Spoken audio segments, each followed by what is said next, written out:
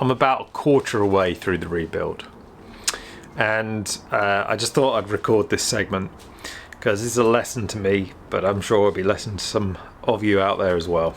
And that is, I put the crank in, I put the bearings on, I put the chain, the drive chain on, and the camshaft in,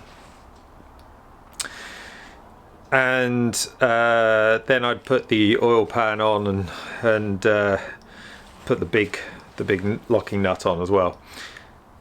And I went to bed thinking, okay, I've done it, you know, I've got this far, it's all good. And then I started to worry.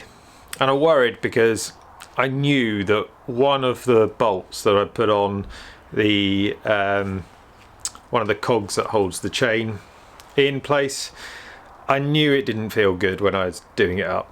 And there was something not quite right about it, and that was frustrating me. Also, because in a rush to get all this done, I was using a sealant that I had available to me. It's blue Arbro or something like that. Let me just 1 minute.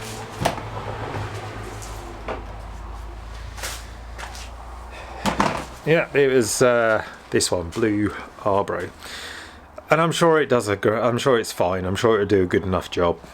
But Nathan, who has been helping with the build from Classic Car Solutions, had recommended this 3-bond. And the problem was that this hadn't been delivered. But I didn't want to waste another weekend doing nothing, so I started using the Arbro. And I couldn't get out of my head that that wasn't the one that was recommended to me. It wasn't right. So off camera, I spent the last, I don't know, few hours taking it all apart again and almost starting the build from scratch. I was right about that bolt. It was cross-threaded, and the thread had just sheared off of it.